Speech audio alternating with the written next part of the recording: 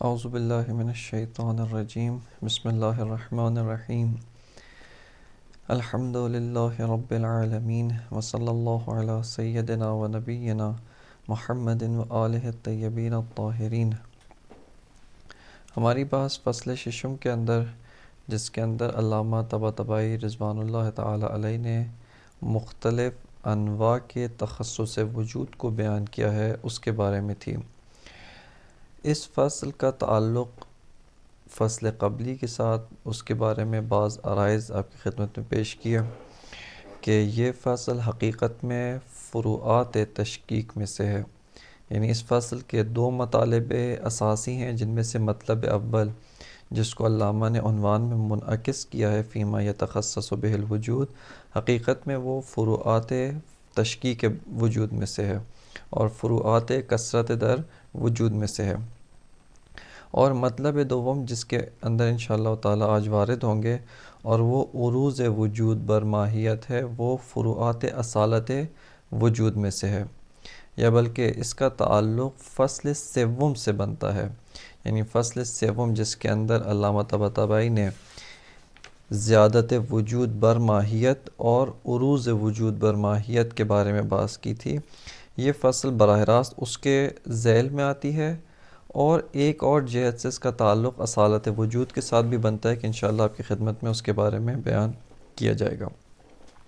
وجود کے بارے میں دو طرح کے تخصص کو ذکر کیا جا چکا ہے کہ ایک مرتبہ خود ذات اصیل وجود، وہ ذات کی جو موجود بالذات ہے، خارج میں بالذات متحقق ہے، خارج میں بالذات ثابت ہے، وہ ذات اپنے علاوہ بقیہ تمام ذوات جیسے عدم مضاف ہے، جیسے ماہیات ہیں، جیسے دیگر امور اعتباری ہیں، ان تمام ذوات سے متمایز ہوتی ہے۔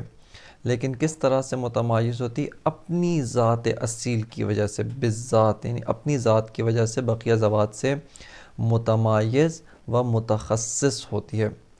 اس طرح کی کثرت کو کہ جو عالم ہستی میں ہے کہ ایک ذات اصیل ہے، حقیقت وجود ہے، اور بقیہ ذوات اعتباری ہیں، یہ کثرت در ہستی بطور اصیل و اعتباری، اس کثرت کو خود ذات اصیل وجود باعث تمیز ہے یہاں پر، اور خود ذات اصیل وجود اس کثرت کا منشا ہے کہ چونکہ وہ اصیل ہے، بقیہ غیر اصیل ہیں، لہٰذا یہاں پر ایک طرح کی کثرت وجود میں آتی ہے۔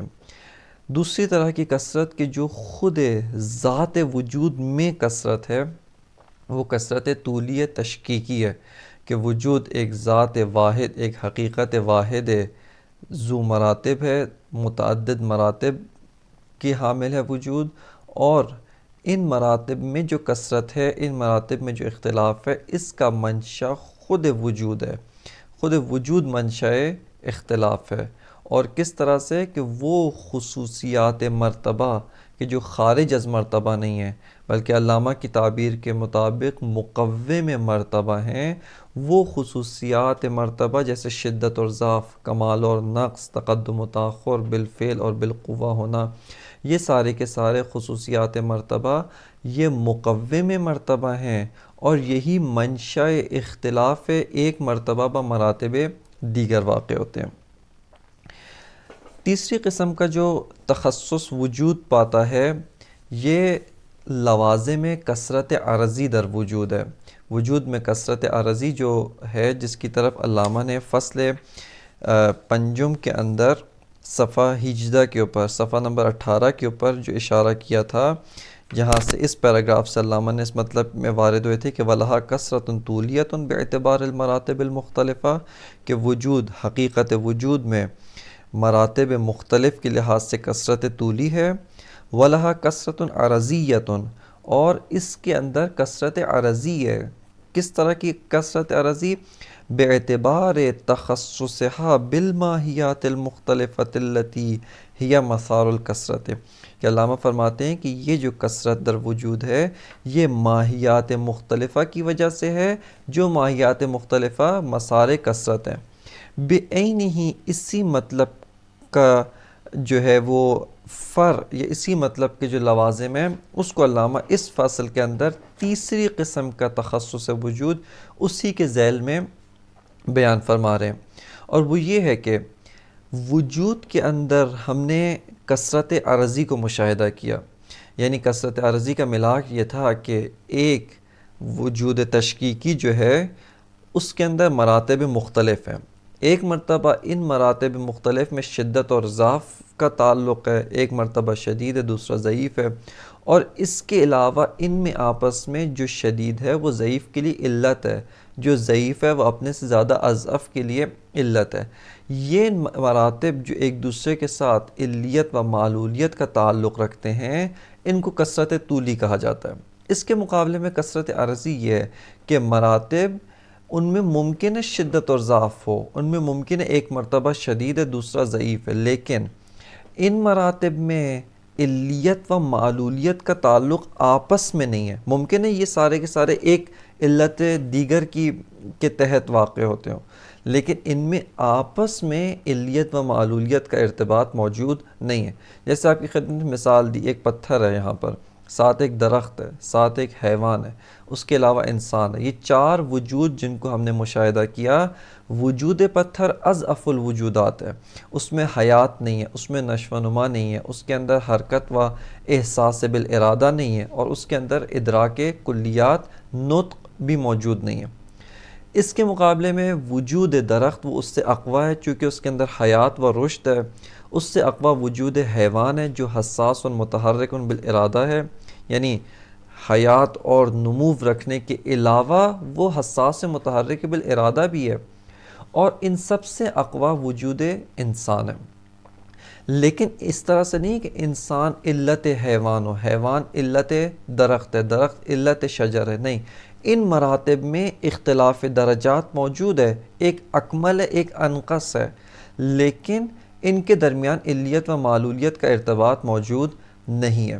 اس جہت سے ان کو کثرت عرضی کہا جاتا ہے، کیونکہ یہ ہم عرض ہیں، ایک دوسرے کی علیت و معلولیت اس کے طول میں واقع نہیں ہوتے، بلکہ از لحاظ علیت و معلولیت ہم عرض ہیں، ایک دوسرے کی علت نہیں ہے. یہاں پر علامہ طباطبائی نے جب وجود کے اندر کثرت عرضی کو اس بات کیا، یہاں پر سوال پیدا ہوتا ہے کہ منشأ کثرت عرضی کیا ہے؟ منشأ کثرت طولی جو شدت اور ضعف، یعنی وجود شدید وجود ضعیف، ان میں شدت اور ضعف، ان میں جو کثرت ہے اس کا منشأ خود وجود میں موجود شدت اور ضعف ہے. وجود شدید کا شدت ہونا، شدید ہونا، یہ اس کو مرتبہ ضعیف سے متمایز کرتا ہے. ضعیف کا جو ضعف ہے وہ اس کو مرتبہ بالا سے متمایز کرتا ہے، وہاکذا. خب کثرت عرضی کا ملاک کیا ہے؟ کثرت عرضی کیوں وجود میں آتی ہے؟ علامہ فرماتے ہیں کہ یہ جو وجود ہے، یہ وجود با اضافہ شدن الی ماہیات، جب مضاف بماہیات ہوتا ہے، کہ اس اضافے کا معنی کریں گے، یہ وجود جب ماہیات کے ساتھ تخصص پیدا کرتا ہے تو یہ وجود متکثر ہو جاتا ہے. یعنی توجہ کریں، ماہیات وہ اپنی ذات میں مسار کثرت ہے، چونکہ ایک ماہیت کی زبان اختصاصی، جیسا پہلا آپ کی خدمت میں عرض کیا، ماہیات اشیاء کی لسان اختصاصی ہیں. یہ شے خاص ہے. کیوں خاص ہے؟ چونکہ اس کی ماہیت دوسرے کی ماہیت سے جدا ہے. انسان غیر از بقر ہے، بقر غیر از فرس ہے، فرس غیر از شجر ہے، شجر غیر از حجر ہے. ان سب کے اندر ماہیات کا فرق ہے. بس ماہیت ذاتاً ایک ماہیت دوسری ماہیت سے متفاوت ہے، ذاتاً دوسری ماہیت بقیہ تمام ماہیات سے متفاوت ہے. یا تو ان میں تفاوت بے تمام ذات ہے یا بعض ذات ہے، لیکن ذاتاً ایک ماہیت دوسری ماہیت سے فرق رکھتی ہے. اب وجود جس میں اپنی ذات کے لحاظ سے کثرت عرضی پائی نہیں جاتی، اپنی ذات وجود کے لحاظ سے کثرت عرضی نہیں پائی جاتی، لیکن یہی ذات واحد وجود جب ماہیات متعدد و ماہیات متکثر کی طرف اضافہ ہوتا ہے تو ماہیات متعدد جن کا لازمہ ذاتی کثرت ہے، جنہوں نے کثرت کہیں اور سے نہیں لیا، بلکہ ان ماہیات کا لازمہ ذاتی کثرت ہے. یہ کثرت ماہوی ہے، کثرت مخصوص ماہیت ہے. یہ وجود جب ماہیت کی طرف اضافہ ہوتا ہے تو یہ کثرت ماہوی وجود میں بھی سرایت کر جاتی ہے. یہاں پہ دقت کے ساتھ کہ سرایت کا معنی کوئی سطحی معنی نہیں، جیسے ہم کہتے ہیں پانی جو ہے وہ لباس میں سرایت کر گیا، یا مثال کے طور پہ پانی جو ہے وہ دیوار میں سرایت کر گیا. یہ معنی نہیں ہے یہاں پہ، یعنی ایک فزیکی اور جو ہے جسمانی معنی نہیں ہے کہ مثلا کثرت جو ہے وہ وجود ایک شے دیگر ہے، کثرت اس کے اندر پانی کی طرح نفوذ کر گئی، یہ معنی مراد نہیں ہے. بلکہ اس کا دقیق معنی مراد یہ ہے کہ وجود اصل در موجودیت ہے، تحقق میں اصل وجود ہے، چونکہ وجود اصیل ہے. یہ وجود جب مثال کے طور پہ وجود واجب الوجود ہے، حق تعالی ہے، جو وجود محض ہے، اس کی کوئی ماہیت نہیں ہے. یہ معالیل کو ایجاد کرتا ہے، اس نے بہت سارے معلولات کو ایجاد کیا. یہ جو معالیل اس نے ایجاد کیا، یہ حق تعالیٰ کی نسبت کیا ہے؟ وجوداً ضعیف ہیں. حق تعالیٰ وجود قوی ہے، یہ معالیل وجود ضعیف ہیں. ان معالیل نے بعض دیگر اور معالیل کے لیے علت بنے، اور اسی طرح مراتب تشکیل کے طولی جو ہے وہ تشکیل پاتے ہیں. لیکن ایک علت نے بہت سارے معالیل کو وجود دیا، ایک علت کئی معالیل کی علت واقع ہوئی مختلف جہات کی اساس پہ. یہاں پر جب علت نے معلول کو ایجاد کیا تو کس طرح سے ایجاد کرتا ہے؟ یعنی اس معلول کا وجود ایجاد کرتا ہے، اس معلول کو وجود دیتا ہے، اور یہ وجود اصیل ہے. یہ وجود معلول بھی ایک وجود اصیل ہے، چونکہ یہ وجود معلول کسی حیثیت تقییدیہ شیء دیگر کے ساتھ موجود نہیں ہوا، بلکہ یہ اصل در موجودیت ہے، بذات موجود ہے.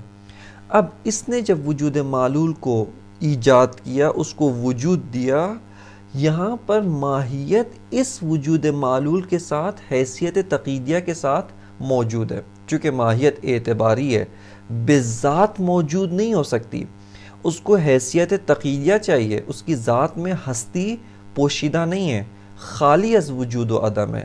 یہ ماہیت اب عالم ہستی میں آنا چاہتی ہے، حتماً حیثیت تقییدیہ وجود کے ساتھ موجود ہے. پس یہ وجود جب متحقق ہوا، اس کے ساتھ ماہیت بھی متحقق ہوئی. لیکن اس وجود کی ذات بقیہ وجودات کی ذات وجودی، عمق وجودی میں فرق نہیں ہے، بلکہ ان میں فرق کس کی وجہ سے ہے؟ تمایز کس کی وجہ سے ہے؟ ماہیات کی وجہ سے تمایز ہے. ان میں تمایز جو ہے وہ ان کا جو ماہیت ہے اس کی اساس پہ تمایز ہے. اور یہ تمایز چونکہ وجود اور ماہیت میں انتہائی شدید و عمیق ارتباط ہے، وجود کی وجہ سے ماہیت موجود ہوئی، یعنی اصل موجودیت وہ عوارض ذاتیہ وجود میں سے، اور شدت اتحاد کی وجہ سے یہ تحقق سرایت کرتا ہے ماہیت میں. برعکس ماہیت وہ مسار کثرت ہے، کثرت ذاتی یہ ماہیت ہے، اور یہ کثرت اس اتحاد شدید کی وجہ سے وجود میں سرایت کرتا ہے. پس یہاں پر شدت ارتباط و شدت اتحاد بین وجود و ماہیت کی وجہ سے کثرت ماہوی وجود میں سرایت کرتی ہے. یہاں پہ ایک نقطہ جس کی طرف دقت کرنے کی ضرورت ہے، وہ یہ کہ یہاں دور لازم نہیں آتا. کوئی اشکال نہ کرے کہ تو دور ہو گیا، وجود کی وجہ سے ماہیت موجود ہے، ماہیت کی وجہ سے وجود متکثر ہوتا ہے. یہ دور نہیں ہے. کیوں دور نہیں ہے؟ کیونکہ دور وہاں پہ لازم آتا ہے کہ جہاں پر جہت بھی واحد ہو. اگر یہ کہیں وجود کی وجہ سے ماہیت موجود ہوتی اور ماہیت کی وجہ سے وجود موجود ہوتا ہے، یہ دور لازم آتا ہے. لیکن دو جہات مختلف میں کوئی اشکال لازم نہیں ہے. وجود کی وجہ سے ماہیت موجود ہوئی، ماہیت کی وجہ سے وجود متکثر ہو رہا ہے. کثرت ذاتی ماہیت ہے جو وجود میں سرایت کرتی ہے، اور تحقق ذاتی وجود ہے جو ماہیت میں سرایت کرتا ہے، اور ماہیت جو ہے وہ ثانیاً و بالعرض موجود ہو جاتی ہے. بس یہاں پر جو ہے آپ نے مشاہدہ کیا کہ کس طرح سے ماہیت کی وجہ سے وجود میں کثرت جو ہے وہ آتی ہے، تمایز آتا ہے، اور وجود میں کثرت وجودی یہاں پر پیدا ہوتی ہے. وثالثھا، تیسری طرح کا جو تخصص حقیقت وجود میں ہے، تخصص الوجود باضافتہ الی الماہیات المختلفۃ الذوات وعروضہ لہا، فرماتے ہیں کہ فیختلف باختلافها بالعرض۔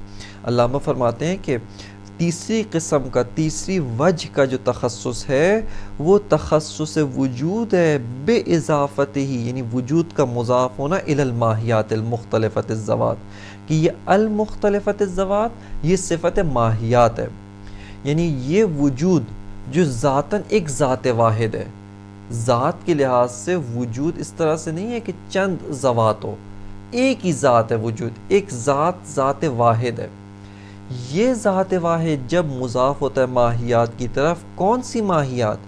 وہ ماہیات جن کا ذاتی کثرت ہے، جن کے عوارض ذاتیہ میں سے کثرت ماہوی ہے، جب ان کی طرف وجود اضافہ ہوتا ہے، یہاں پر یہ وجود متکثر ہو جاتا ہے، یہ وجود اس کی ذات میں کثرت آتا ہے۔ وعروضہ لہا، یہاں پر نسخے میں ہمارے پاس عبارت میں عرضہ ہے، یہ اشتباہ ہے، اور آگے جا کے ہر جگہ جہاں پہ عروض کو آنا چاہیے وہاں پر جہاں پہ مصحح و محقق نے عرض لکھا ہے، جو درست نہیں ہے، چونکہ عرض ایک اصطلاح دیگر، یہاں پہ دقیق تعبیر وہی ہے کہ جو بقیہ دیگر نسخ کے اندر اور بقیہ دیگر جو کتاب کے اندر، کتاب کے جو دیگر نسخے ہیں ان میں آیا وہ ہے عروض۔ وعروضہ لہا، یعنی عروض وجود برماہیات کی وجہ سے تخصص وجود میں آتا ہے۔ فیختلف، بس یہ وجود مختلف ہوتا ہے، اس وجود میں تمایز آتا ہے، اس وجود میں تخصص آتا ہے، کثرت پیدا ہوتی ہے، بے اختلافہا، با حیثیت تقییدیہ اختلاف در ماہیات، کہ وہ اختلاف در ماہیات خود ذاتی ماہیت ہے، اور وجود چونکہ اس جہت سے متحد با ماہیت ہے، یہ امر ذاتی ماہیت وجود میں سرایت کر جاتا ہے۔ فیختلف باختلافها بالعرض، یہ بالعرض متعلق یختلف ہے کہ اس وجود میں جو اختلاف ہے وہ اختلاف اولا و بالذات نہیں ہے بلکہ ثانیا و بالعرض ہے۔ اولا و بالذات اختلاف و کثرت خود ماہیات میں ہے، ثانیا و بالعرض جو ہے وہ وجود کے اندر اس اتحاد شدید کی وجہ سے یہ کثرت ماہوی وجود میں سرایت کر جاتی ہے۔ البتہ یہاں پہ پہلے کی طرح جیسے کئی دفعہ پہلے بھی تذکر دیا ہے کہ بالعرض کا معنی ذہنی نہیں ہوتا، کہ یعنی ثانیا و بالعرض مجازن، اس کا معنی ذہنی نہیں ہے بلکہ مراد مجاز فلسفی ہے، یعنی حقیقتاً وجود خارج میں متکثر ہے لیکن اپنی ذات کی وجہ سے متکثر نہیں ہے بلکہ ماہیات کے ساتھ اضافہ ہونے کی وجہ سے وجود خارج میں متکثر ہوتا ہے۔ وعروض الوجود للماہیت، یہاں سے علامہ طباطبائی رضوان اللہ تعالیٰ علیہ وہ مطلب دوم فصل کے اندر وارد ہوتے ہیں، اور یہ مطلب اس کا اگر تعلق ہم دقیق طور پہ دیکھنا چاہیں، اس کا تعلق فصل سوم سے بنتا ہے، فی ان الوجود زائد علی الماہیت عارض لہا، اس کے ساتھ تعلق بنتا ہے کہ وجود زائد بر ماہیت ہے، عارض بر ماہیت، ایک یہ مطلب۔ دوسرا مطلب کہ دقیقاً یہ جو علامہ یہاں پہ مطلب بیان کر رہے ہیں حقیقت میں فروعات اصالت وجود میں سے ہے، اور جو اشکال بھی مطرح ہوتا ہے جس کا جواب اصالت وجود کے مبنا کی اساس پہ دیتے ہیں، وہاں سے ہمارے لیے واضح ہوتا ہے کہ یہ فروعات اصالت وجود میں سے ہے۔ جب بات نوع سوم کے تخصص پہ پہنچی کہ وجود اضافہ ہوتا ہے ماہیات کی طرف، یا وجود عارض بر ماہیت ہے، و عروض وجود بر ماہیت کی وجہ سے خود وجود میں کثرت ماہوی پیدا ہوتی ہے، یہاں پر علامہ ایک مطلب کی طرف ناظر ہوتے ہیں، اور وہ یہ کہ اساسی طور پہ عروض وجود للماہیت کا کیا معنی ہے، عروض وجود للماہیت کا کیا مطلب ہے۔ جب ہم کہتے ہیں، ایک فیلسوف جب کہتا ہے کہ وجود عارض بر ماہیت ہے یا عروض وجود بر ماہیت ایک فیلسوف استعمال کرتا ہے، تو اساسی طور پہ عروض وجود للماہیت کیا معنی بنتا ہے، کس طرح کا عروض ہے، کس طرح کا جو ہے وہ وجود ماہیت کے اوپر کیسے عارض ہوتا ہے۔ آیا اسی طرح جیسے ایک سفیدی ایک جسم کے اوپر عارض ہوتی ہے، یا ایک حلاوت شیرینی، وہ ایک مثال کے طور پہ شیرینی وصف ہے، صفت ہے، مٹھائی مراد نہیں ہے، بلکہ شیرنی کی جو مٹھاس ہے، جو مزہ ہے، وہ اس جسم کے اوپر جو ہے وہ غذا، جو وہ جسم ہے اس کے اوپر یہ مٹھاس طاری آئے، اس طرح سے وجود ماہیت کے اوپر عارض ہوتا ہے۔ اس مطلب کو علامہ بیان فرماتے ہیں۔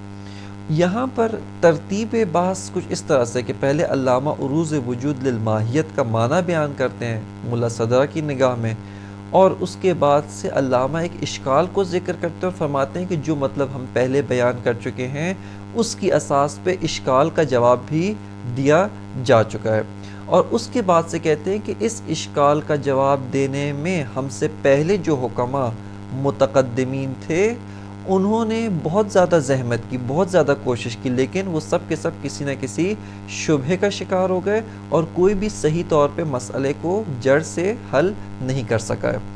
اور اس سب کو ان سب جوابات کو ذکر کرتے ہیں، ان جوابات پہ اپنے و ملا صدرہ کے اشکالات کو ذکر کرتے ہیں، اور پھر چوتھے مرحلے میں علامہ طباطبائی دوبارہ آ کر بیان ملا صدرہ کو ذکر کرتے ہیں۔ بس یہاں پر جو عبارات جس کی طرف ابھی ہم متوجہ ہوں گے اس میں جو ترتیب ہے وہ اس طرح سے کہ سب سے پہلے علامہ اس مناسبت سے کہ عروض وجود برماہیت کی وجہ سے وجود میں کثرت پیدا ہوتی ہے، یہاں سے اس تخصص نوع سوم، اس سے علامہ جو ہے وہ وارد ہوتے ہیں کہ اساسی طور پہ عروض وجود برماہیت کا کیا معنی ہے، اس کو تبیین کرنا شروع کرتے ہیں۔ اس کے بعد فرماتے ہیں کہ یہ جو ہم نے عروض وجود برماہیت کی تبیین کی ہے اس کی اساس پر اشکال معروف وہ حل ہو جاتا ہے کہ اس اشکال کو تقریر کرتے ہیں۔ پھر اس کے بعد فرماتے ہیں کہ تیسرے مرحلے میں یہ جو اشکال پیش آیا، جب یہ اشکال وارد ہوا اور بہت سارے حکماء جو ہم سے پہلے تھے، جو جناب ملا صدرہ سے پہلے حکماء تھے، انہوں نے اس اشکال کا جواب دینے کے لیے مختلف طرق اور مختلف راستوں کو اپنایا کہ ان کے جوابات کو علامہ طباطبائی ذکر فرماتے ہیں۔ چوتھے مرحلے میں علامہ ان جوابات کے اوپر اشکال کو مطرح کر کے ضمنی طور پہ، ان اشکال ضمنی طور پہ دوبارہ آ کر ملا صدرہ کا ایک اور جواب جو اسی مسئلے کو حل کرنے کے لیے جناب صدر المتعلقین نے پیش کیا ہے اس کو علامہ ذکر فرماتے ہیں۔ بس ان چار مراحل کے اندر یہ عبارت تقسیم ہوتی ہے۔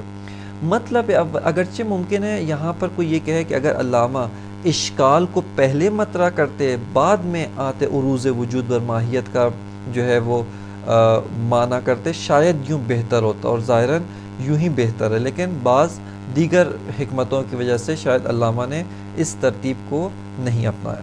خب یہاں پہ ہم اس مطلب دوم کے ذیل میں امر اول میں وارد ہوتے ہیں، اور وہ امر اول یہ ہے کہ عروض وجود برماہیت کا کیا معنی ہے، یہ کس قسم کا عروض ہے، اور مختلف اقسام کے عروض کیا ہوتے ہیں۔ یہ سارے کے سارے اسی امر اول کے ذیل میں انشاءاللہ ہم اس سے بحث کریں گے۔ اور یہاں پر بہت ضروری ہے جو اپنے طلاب عزیز ہیں ان کے لیے کہ یہاں پر حتماً فصل سوم جہاں پہ وجود زائد برماہیت عارض لہا، وہاں پہ بات کی ایک دفعہ اس فصل کی طرف ناظر ہوں، اس کے محتوا کی جانب دوبارہ رجوع کریں اور اس کے بعد اس مطلب میں وارد ہوں تاکہ اس مطلب کی فہم عمیق پیدا ہو سکے۔ وجود جب ماہیت پہ عارض ہوتا ہے تو وجود متکثر ہوتا ہے و متخصص ہوتا ہے۔ اب یہاں پر سوال یہ ہے اساسی طور پہ عروض وجود برماہیت کا کیا معنی ہے، یہ کون سی قسم کا عروض ہے؟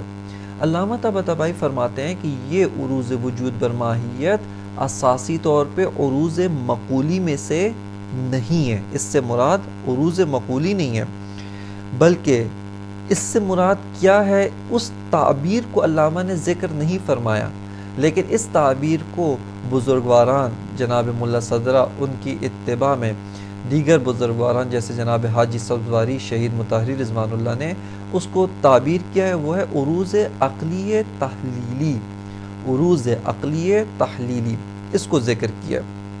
یہ در مقابل عروض مقولی، مقولہ عروض مقولی، اس کے مقابلے میں عروض تحلیلی، عروض عقلی تحلیلی، کہ اس تعبیر کو علامہ نے یہاں پر اس عبارت میں ذکر نہیں فرمایا کہ یہ جو عروض وجود برماہیت ہے اسباب عروض تحلیلی ہے، نہ کہ اسباب عروض مقولی ہے۔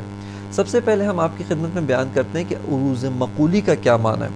فرماتے ہیں کہ جس طرح سے کہ علم منطق میں بھی اس کی طرف کچھ اشارہ ہوا، اور فلسفے میں آئندہ کی مباحث میں بحث مرحلہ ششم، جہاں پر ہم مقولات عشر کی بحث میں وارد ہوں گے، 10 مقولات کہ جب حکماء نے اشیاء خارجی میں دقت کی، اشیاء خارجی کی جہت ماہوی میں، یہ توجہ رہے، جہت وجودی سے تمام اشیاء ایک لسان اشتراکی رکھتے ہیں، اور وہ یہ کہ ہم موجود ہیں، اشیاء موجود ہیں، اس جہت سے ان میں کوئی فرق نہیں ہے۔ لیکن جب انہی اشیاء موجودہ کی جہت ماہوی میں دقت کی جاتی ہے، جہت ماہوی سے ہم روبرو ہوتے ہیں، تو یہاں پر یہ پاتے ہیں کہ یہ جو اشیاء ہیں از لحاظ ماہیت مختلف طبقات و مختلف گروہ کے اندر تقسیم ہوتے ہیں۔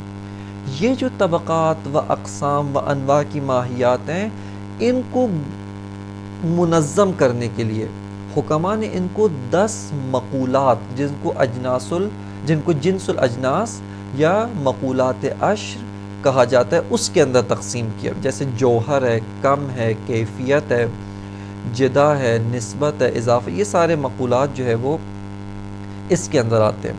عروض مقولی سے مراد یہ ہوتا ہے کہ عرض جس کی تعریف یہ ہے کہ ماہیتن اذا وجدت فی الخارج وجدت لا فی موضوع، یہ عرض کی تعریف ہے کہ عرض کیا ہے، وہ ماہیت ہے کہ جب خارج میں موجود ہوتی ہے تو لا فی موضوع، معذرت، عرض وہ ماہیت ہے کہ جب خارج میں موجود ہوتی ہے فی موضوع ہوتی ہے، اس کو حتماً ایک موضوع کی ضرورت ہے۔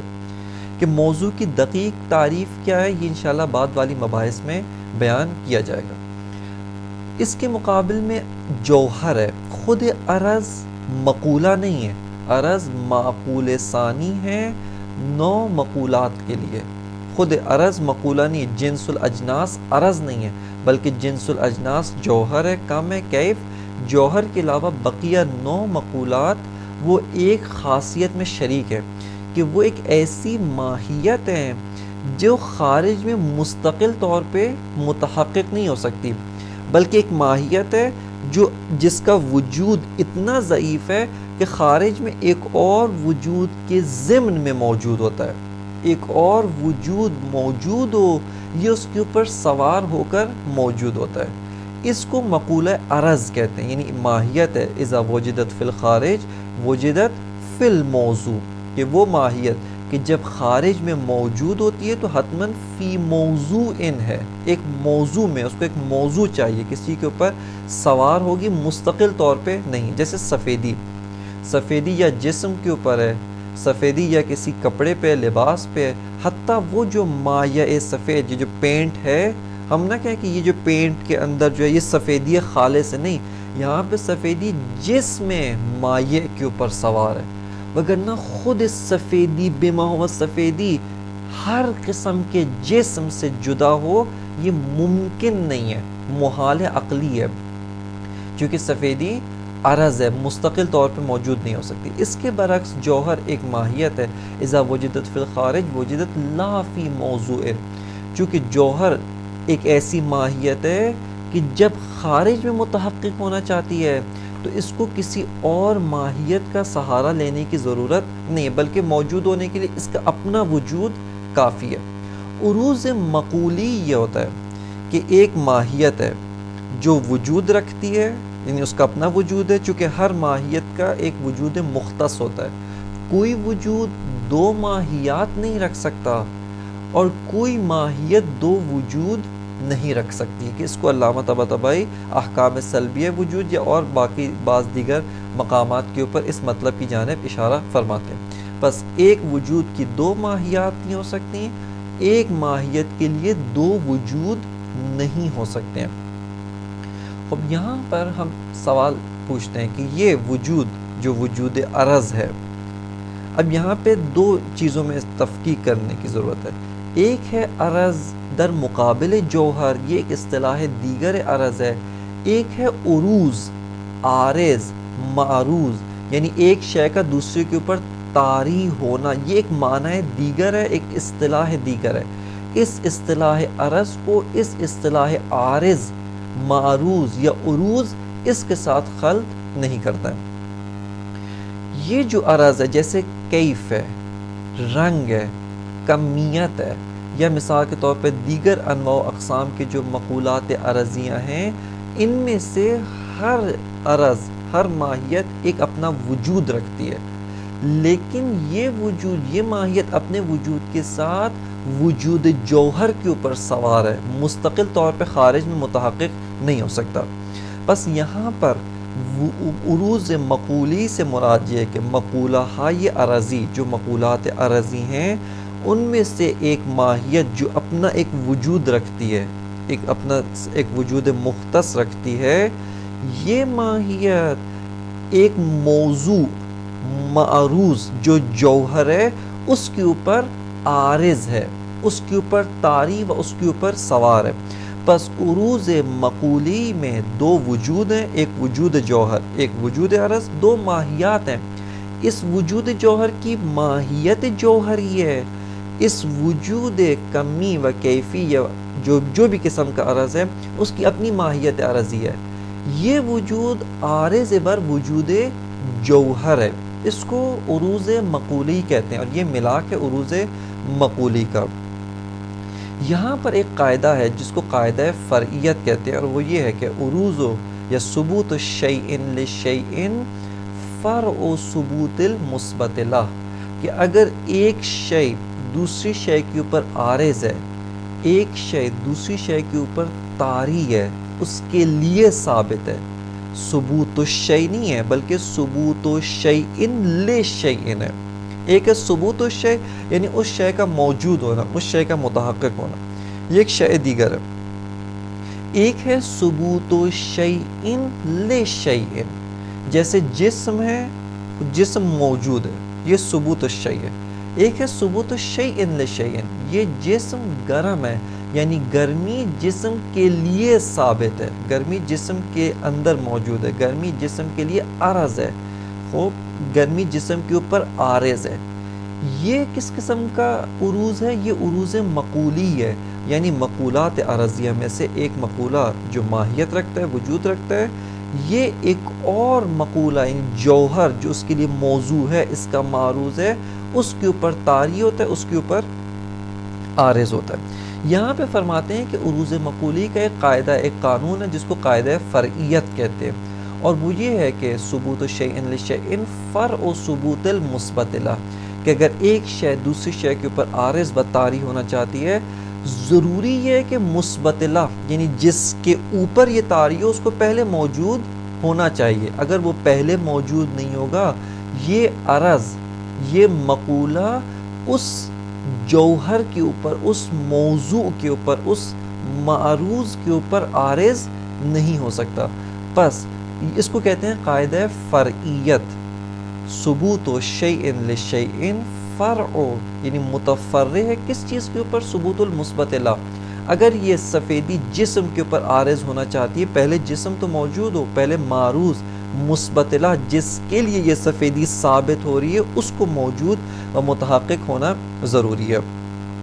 علامہ طباطبائی فرماتے ہیں کہ اساسی طور پہ عروض وجود بر ماہیت از سنخ عروض مقولی میں سے نہیں ہے۔ جب ہم کہتے ہیں الانسان موجودن، دوسری طرف سے کہتے ہیں کہ یہ جو وجود ہے یہ عارض بر انسان ہے، فرماتے ہیں کہ یہ جو عروض وجود بر ماہیت ہے از باب عروض مقولی نہیں ہے۔ اس طرح سے نہیں کہ وجود ایک مقولہ ہو، وجود ایک عرض ہو جو ماہیت کے اوپر طاری ہو رہا ہے، اس باب سے نہیں ہے، اس باب سے نہیں ہے۔ خوب جب اس باب سے نہیں ہے، بس اس میں قاعدہ فرعیت بھی جاری نہیں ہوتا۔ وہ چونکہ یہاں پر ثبوت الشیء للشیء فرع ثبوت المثبت لہ، علامہ کی عبارت یہ ہے کہ یہ قاعدہ کہاں جاری ہوتا ہے؟ یہ قاعدہ عروض مقولی میں جاری ہوتا ہے۔ یہ قاعدہ عروض مقولی، جہاں پہ ایک مقولہ ہے دوسرے مقولے کے اوپر عارض ہو رہا ہے، یہاں پر جو ہے وہ عروض مقولی میں جاری ہوتا ہے۔ بس علامہ اول فرماتے ہیں اصلا عروض مقولی میں سے۔ دوسرا مطلب جو یہیں پہ علامہ ضمن میں وارد ہوتے ہیں وہ یہ کہ فرماتے ہیں کہ ثبوت وجود، عروض وجود بر ماہیت اساسی طور پہ عروض تحلیلی ہے، عروض عقلی تحلیلی ہے، یعنی عقل آتی خارج میں اس طرح سے نہیں ہے جس طرح سے ایک جسم ہے اس کے اوپر سفیدی تاری ہوئی ہے، اس طرح سے وجود اور ماہیت نہیں ہے، بلکہ اساسی طور پہ وجود و ماہیت کا کیا ارتباط ہے؟ یہ ماہیت ہے، وجود کے ذریعے سے موجود ہوئی ہے یہ ماہیت۔ پس اساسی طور پہ عروض وجود بر ماہیت کا معنی کیا ہے؟ فرماتے ہیں کہ ثبوت وجود بر ماہیت یعنی ثبوت الماہیت، خود اسی ماہیت کا موجود ہونا، خود اسی ماہیت کا متحقق ہونا، خود اسی ماہیت کا موجود ہونا۔ پس اسباب عروض مقولی نہیں ہے بلکہ عروض تحلیلی ہے۔ عروض تحلیلی کا معنی، عقل تحلیلی کا معنی پہلے بیان کیا جا چکا ہے کہ ایک شے جس کے اندر متعدد جہات ہیں، ایک ہی وجود ہے جس کی متعدد حیثیات ہیں۔ عروض مقولی میں دو وجود، دو ماہیات ہیں۔ عروض تحلیلی میں دو وجود نہیں ہے، دو ماہیات نہیں ہیں، بلکہ ایک ہی شے ہے۔ اس ایک شے کو آ کر عقل اس کے متعدد پہلو اور متعدد جہات کو ایک دوسرے سے جدا کرتی ہے، تحلیل کرتی ہے، منحل کرتی ہے ان جہات کو، اور ان کو آپس میں دیکھتی ہے کون سی جہت اصل ہے، کون سی جہت فرق ہے۔ ان امور کو عروض تحلیلی کہا جاتا ہے۔ بس علامہ فرماتے ہیں کہ اساسی طور پہ عروض وجود بر ماہیت اسباب عروض مقولی نہیں ہے جس کے اندر ثبوت الشیء لشیء فرع ثبوت المثبت له شرط ہے، بلکہ اسباب عروض تحلیلی ہے۔ یہ ایک مطلب دوم جو علامہ یہاں پر ذکر کرتے ہیں، فرماتے ہیں کہ حق مطلب اس سے بالاتر ہے، اور وہ یہ ہے کہ اساسی طور پہ عروض وجود بر ماہیت نہیں ہے، یہ کہنا درست نہیں ہے، بلکہ اگر آپ نگاہ کریں اصالت وجود کے مبنی کی اساس پر اس مسئلے میں دقت کریں، حقیقت میں عروض ماہیت بر وجود ہے، نہ عروض وجود بر ماہیت۔ کس اساس پہ؟ علامہ فرماتے ہیں کہ دیکھیں نظام ہستی کس طرح سے تشکیل پایا ہے۔ نظام ہستی میں علت العلل ذات واجب الوجود ہے، اس مرتبہ واجب الوجود کی کوئی ماہیت نہیں ہے۔ کیوں؟ چونکہ اس کی کوئی حد نہیں ہے، اور چونکہ ماہیت حد الوجود ہے پس اس مرتبے کی کوئی ماہیت نہیں ہے۔ علامہ فرماتے ہیں اس واجب الوجود نے علت معلول کو ایجاد کیا، جیسے ہی معلول ایجاد ہوتا ہے محدود ہے، اس کی ماہیت وجود میں آتی ہے۔ یہاں پہ کس طرح سے ہے؟ اس واجب الوجود نے ماہیت کو ایجاد نہیں کیا، اس نے وجود کو ایجاد کیا ہے کہ جو وجود ماہیت رکھتا ہے۔ بس یہاں پہ اصل در تحقق کون ہے؟ اصل در تحقق وجود ہے، ماہیت عارض بر وجود ہے، ماہیت متفرع بر وجود ہے۔ کیوں؟ ماہیت امر اعتباری ہے، اس کی ذات میں وجود اخذ نہیں ہے۔ بس ماہیت جو کہ ایک امر اعتباری ہے اور اس کی ذات میں وجود اخذ نہیں ہے، جبکہ وجود خود مستقل ہے۔ وجود استقلال سے مراد حیثیت تقییدیہ کی نفی ہے، نہ یہ کہ مستقل علت ہے۔ اس کے بارے میں چند دفعہ جو ہے وہ چند مرتبہ اس کے بارے میں تذکر دیا جا چکا ہے۔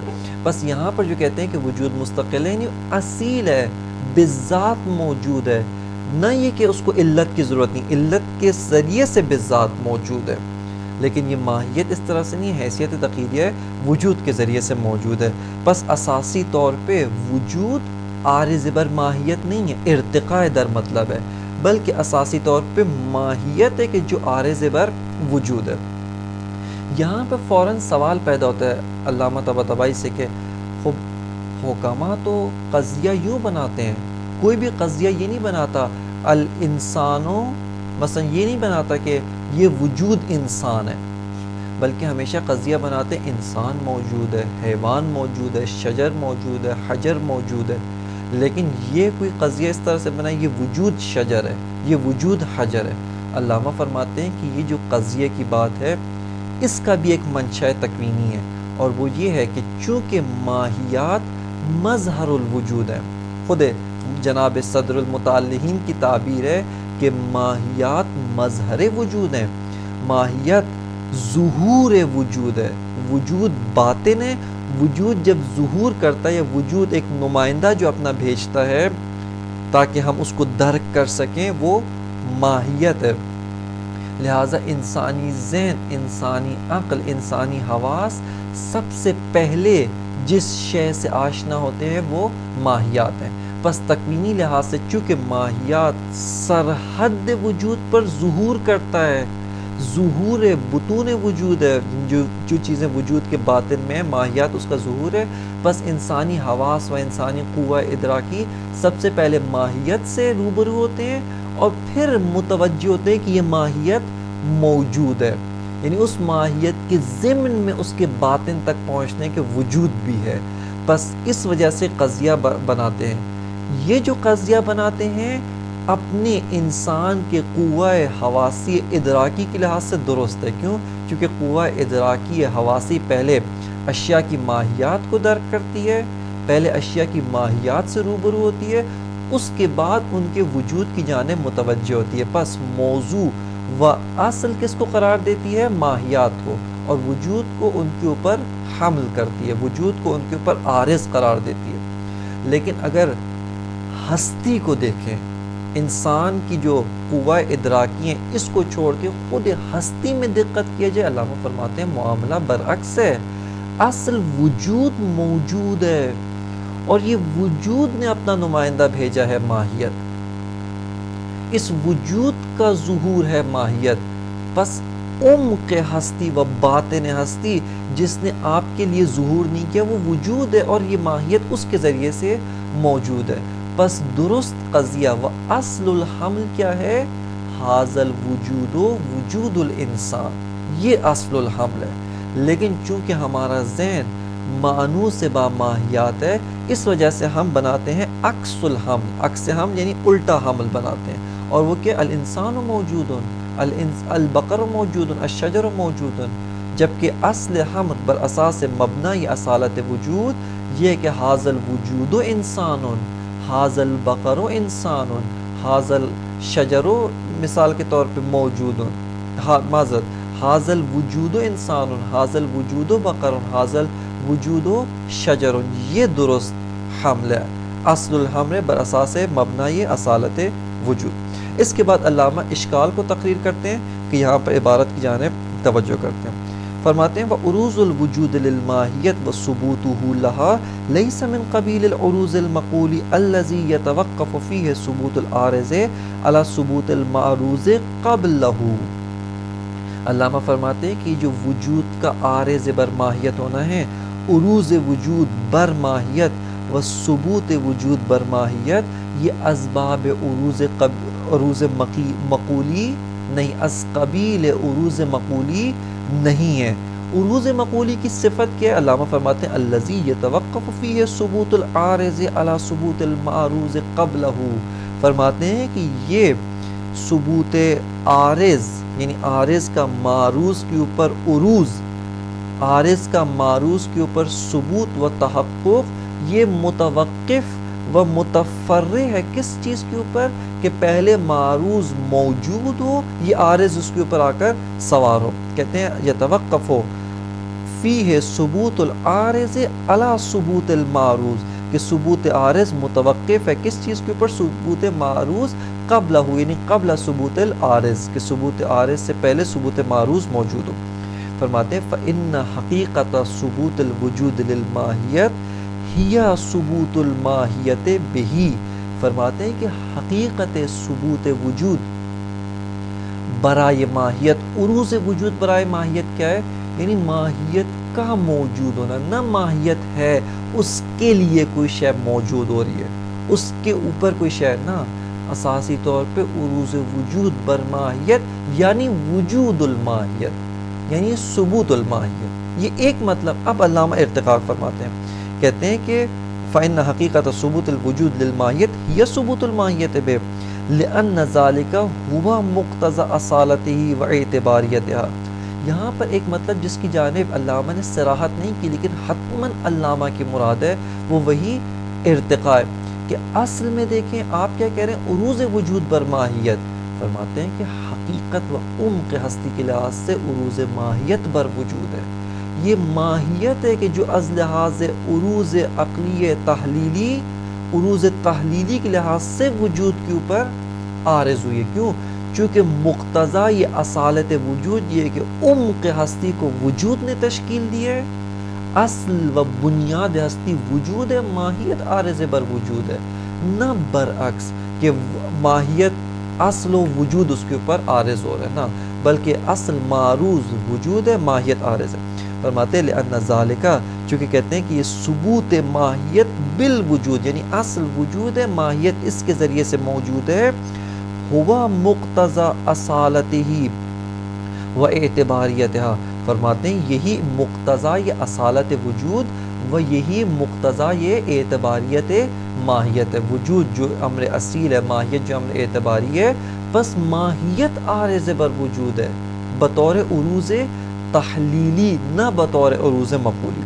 فرماتے ہیں خوب سوال، کیوں ہم یا عقل یا حکمہ کیوں وجود کو عارض بر ماہیت قرار دیتے ہیں؟ کیوں وجود محمول ہے، ماہیت موضوع ہے؟ فرماتے ہیں وَإِنَّمَا الْعَقْلُ لِمَكَانِ أُنْسِهِ بِالْمَاهِيَّاتِ يَفْتَرِضُ الْمَاهِيَّةُ مَوْضُوعَةً. فرماتے ہیں عقل چونکہ ماہیات سے مانوس ہے، جس کا منشأ تکوینی، منشأ نفس الامری آپ کی خدمت میں ذکر کیا. فرماتے ہیں کہ چونکہ عقل اس منشأ تکوینی کی وجہ سے ان سے با ماہیات رکھتی ہے. یفترض عقل قرار کیا دیتی ہے؟ ماہیت کو موضوع قرار دیتی ہے. وَيَحْمِلُ الْوُجُودَ وجود علیہا، اور وجود کو جو ہے وہ اس کے اوپر حمل قرار کرتی ہے، وجود کو محمول قرار دیتی ہے. وَهُوَ فِي الْحَقِيقَةِ مِنْ عَكْسِ الْحَمْلِ. علامہ فرماتے ہیں یہ حقیقتاً عکس الحمل ہے. اصل الحمل از لحاظ تکوینی قرار دیں حاضر الوجود و انسان، اس کا عکس چونکہ اصل انسان کے لیے پہلے کیا چیز ظاہر ہوتی ہے؟ ماہیت. لہٰذا کہتے ہیں الانسان موجود، یہ عکس الحمل ہے نہ کہ اصل الحمل. اشکال یہاں پہ اس کے بعد علامہ وارد ہوتے ہیں، اشکال کو تقریر فرماتے ہیں. کہتے ہیں کہ یہ جو مباحث ہم نے مطرح کی ہیں، اس مباحث میں جو ہے اس مباحث کی اساس پہ علامہ فرماتے ہیں کہ یہ جو اشکال معروف جو کیا گیا ہے وہ مندفع ہو جاتا ہے، وہ اشکال مرفوع ہوتا ہے. اشکال کیا ہے؟ اشکال کی تقریر علامہ یوں فرماتے ہیں، کہتے ہیں کہ قاعدہ فرعیت ہے. کہتے ہیں قاعدہ فرعیت کہتا ہے کہ ثبوت شیء لشیء فرع ثبوت المثبت له، کہ ایک شے کا دوسری شے کے لیے ثابت ہونا اس مطلب کے اوپر متوقف ہے کہ پہلے مثبت له، یعنی جس کے لیے یہ شے ثابت ہو رہی ہے وہ موجود ہو، وہ متحقق ہو، پھر یہ شیء عارض اس کے اوپر طاری ہوگی، اس کے اوپر عارض ہوگی. علامہ فرماتے ہیں کہ اشکال کیا پیش آیا؟ آپ نے کہا عروض وجود بر ماہیت، یعنی وجود عارض بر ماہیت ہے. قاعدہ فرعیت جاری ہوتا ہے کہ وجود عارض بر ماہیت ہے، اور ثبوت شیء لشیء، یعنی یہاں پہ شیء اول کیا ہے؟ وجود. لشیء میں جو شیء ہے وہ ماہیت، یعنی ثبوت وجود للماہیت فرع ثبوت المثبت لا، مثبت لا یعنی ماہیت. علامہ فرماتے ہیں اشکال یہ کیا گیا کہ ثبوت وجود بر ماہیت متفرع ہے کس چیز کے اوپر؟ کہ پہلے ماہیت ہو، موجود ہو، ایک طرح کا ثبوت و تحقق رکھتی ہو، یہ وجود اس ماہیت کے اوپر عارض ہو جائے. پس ثبوت شیء لشیء فرع ثبوت المثبت لا، کہ اس وجود کا ماہیت کے اوپر عارض ہونا، ماہیت پہ طاری ہونا، اس مطلب پر و اس امر پر متفرع ہے کہ ماہیت ایک طرح کا ثبوت رکھتی ہو، وجود اس کے اوپر عارض ہو. اب یہاں پر سوال پوچھتے ہیں، کہتے ہیں کہ انہی نے جو مستشکلین ہیں انہوں نے 3 فروض بنائے. انہوں نے کہا کہ ہم آتے ہیں دقت کرتے ہیں کہ ثبوت المثبت لہ کس طرح کا ثبوت ہے، کہ یہاں پر از لحاظ مصداقی ثبوت مثبت لہ یعنی ثبوت خود ماہیت، یہ جو ثبوت ماہیت ہے، ثبوت مثبت لہ ہے، کس طرح سے ثابت ہے؟ ایک فرض یہ ہے کہ ماہیت اصلاً کسی بھی وجود کے بغیر موجود ہو جائے، یعنی ماہیت بدون کسی بھی وجود کی حیثیت تقلیدیہ واقع ہوئے بغیر موجود ہو جائے. ایک فرض یہ، پس ماہیت کسی بھی وجود کے بغیر موجود ہوگی. او لا، اس کی نقیص کیا ہے کہ ماہیت کسی بھی وجود کے بغیر موجود نہ ہو۔ خب اب یہاں پر ہم سوال کرتے ہیں کہ یہ جو ماہیت جو کسی وجود کے ذریعے سے ثابت ہوئی ہے تاکہ یہ جو وجود عارض ہے اس کے اوپر ثابت ہو، اس کے اوپر طاری ہو، علامہ فرماتے ہیں کہ ہم یہاں پہ سوال کرتے ہیں یہ جو ماہیت پہلے متحقق ہوئی ہے یہ کس وجود کے ذریعے سے متحقق ہوئی ہے؟ فرض اول یہ تھا کہ ماہیت متحقق ہوئی ہے بدون وجود، اصلا وجود کے بغیر ماہیت متحقق ہوئی ہے، ماہیت کو تحقق وجود اس کے اوپر عارض۔ فرض دوم یہ ہے کہ ماہیت متحقق ہوئی ہے لیکن وجود کے ذریعے سے۔ یہاں پر ہم سوال کرتے ہیں کہ یہ جو ماہیت متحقق ہوئی ہے بالوجود، یہ ماہیت کس وجود کے ذریعے سے متحقق ہوئی ہے؟ اس میں دو فروض ہیں، یا تو یہی وجود کہ جو ماہیت کے اوپر عارض ہو رہا ہے اسی وجود کے ذریعے سے یہ ماہیت موجود ہوئی ہے، یعنی یہی وجود جو بعد میں ماہیت پہ عارض ہوگا ماہیت اسی کے ذریعے سے موجود ہوتی ہے، اور بعد میں مرحلہ دوم میں وہی وجود بعین ہی وہی وجود ماہیت کے اوپر عارض ہوتا ہے۔ یا فرماتے ہیں کہ اس کے علاوہ دوسرا فرض جو اس شق دوم میں دوسرا فرض بنتا ہے وہ یہ ہے کہ ماہیت ایک وجود دیگر کے ذریعے سے پہلے متحقق ہوئی، پھر یہ وجود اول اس کے اوپر عارض ہوا۔ اب ہم نقل کلام کرتے ہیں کہ یہ جو ماہیت اس وجود عارض یعنی یہ وجود کے جو عارض ہے اس کے متحقق ہونے سے پہلے ایک وجود دوم سے متحقق ہوئی۔ اب یہاں پہ آپ اس مرحلے میں کہہ سکتے ہیں الماہیت یا الانسان موجود، اب کہہ سکتے ہیں یہاں پر بھی عروض وجود ہے بر ماہیت، یعنی یہ وجود دوم بھی ماہیت کے اوپر عارض ہوا ہے۔ پھر قاعدہ فرعیت ثبوت شیء لشیء فرع ثبوت المثبت له، بس اس وجود دوم کا ماہیت کے لیے ثابت ہونا متفرع ہے کہ پہلے ماہیت موجود ہو، پہلے ماہیت ثابت ہو، پھر یہ وجود دوم ماہیت کے اوپر عارض ہو۔ خب یہ ماہیت ایک وجود سوم سے موجود ہوئی ہے، اس میں بھی قاعدہ فرعیت جاری ہے، وَهَكَذَا يَتَسَلْسَلْ، تسلسل پیش آتا ہے۔ اور مستشکل کہتا ہے چونکہ یہ تمام کی تمام فروضات، تمام کی تمام جتنے بھی فروض ہیں سب کے سب باطل ہیں، لہٰذا تالی اصلا عروض وجود بر ماہیت باطل ہے، وجود ماہیت کے اوپر عارض نہیں ہوتا۔ یہ اشکال ہے۔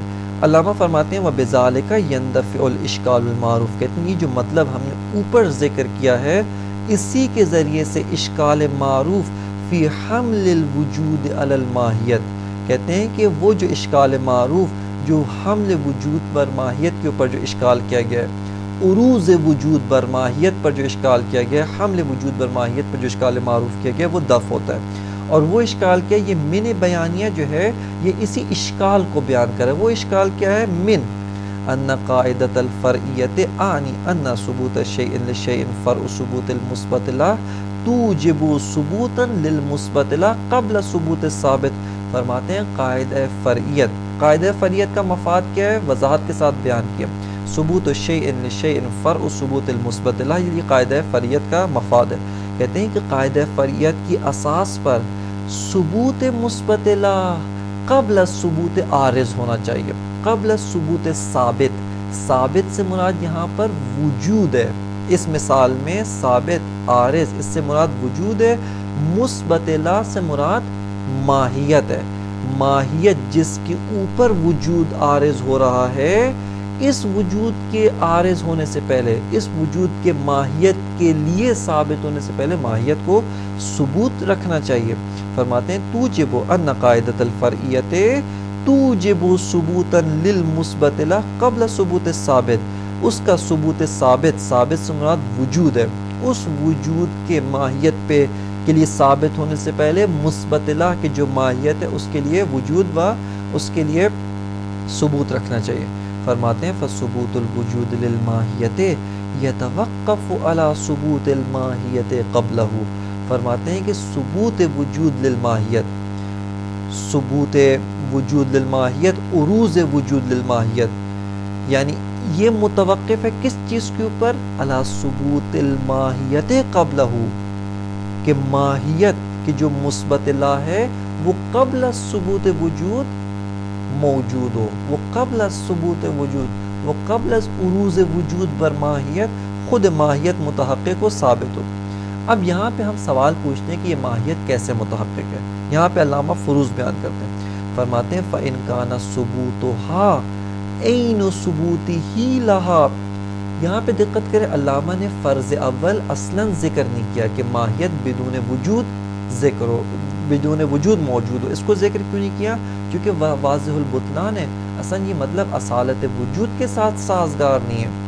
کوئی ماہیت بدون وجود موجود ہو جائے اصلاً اصالت وجود کے ساتھ سازگار نہیں ہے۔ بس یہ کہ ماہیت بدون وجود موجود ہو اور پھر یہ وجود اس پہ عارض ہو، یہ فرض اول اساساً باطل ہے۔ علامہ نے بداہت مطلب کی وجہ سے اس کو ذکر نہیں فرمایا۔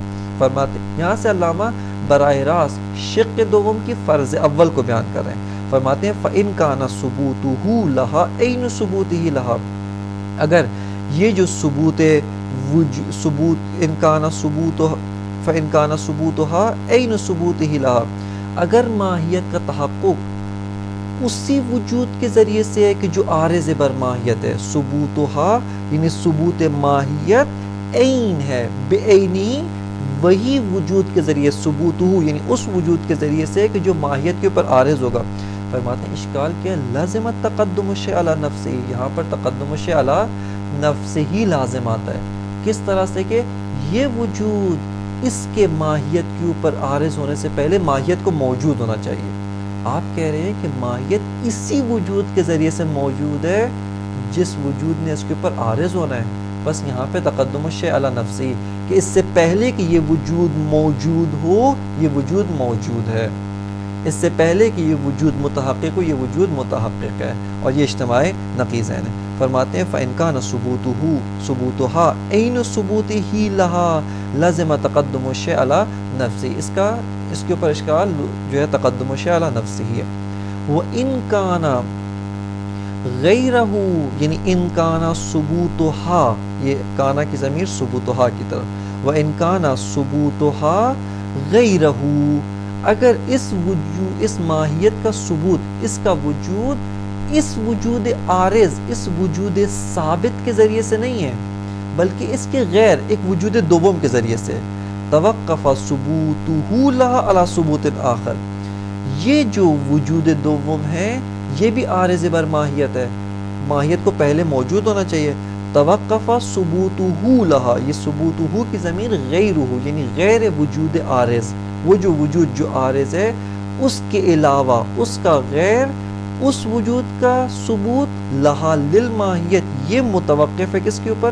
علی ثبوت آخر لہا، ایک ثبوت دیگر جو ماہیت کے لیے، وہ ثبوت دیگر پھر متوقف پر ثبوت دیگر۔ فرماتے ہیں وَحَلُمَّ جَرَّ فَيَتَسَلْسَلْ، یہ اسی طرح سے مطلب جاری ہے اور یہاں تک کہ تسلسل لازم آتا ہے۔ بس یہ علامہ نے یہاں پر اشکال پیش کیا، اس اشکال کے اساس پر قاعدہ فرعیت عروض وجود بر ماہیت کے ساتھ سازگار نہیں ہے۔ اساسی طور پہ یہ جو اشکال ہے اصلاً وجود ماہیت کے اوپر عارض نہیں ہوتا ہے۔ علامہ فرماتے ہیں ہم نے جو جواب دیا تھا اس کے اساس پر اشکال اصلاً وارد نہیں ہوتا۔ اب یہاں سے علامہ وقد استر ھذا الاشکال بعضهم، یہاں سے علامہ وارد ہوتے ہیں بقیہ حکماء جو قبل صدر المتعلقین ہیں، ان کے کیا جواب ہے، انہوں نے کس طرح سے مسئلے کو حل کیا ہے، اور اس کے بعد سے پھر علامہ جناب ملا صدرہ کا جواب دوم یہاں پر ذکر فرماتے ہیں۔ وصلی اللہ علی سیدنا و نبینا محمد و آلہ الطیبین الطاہرین المعصومین۔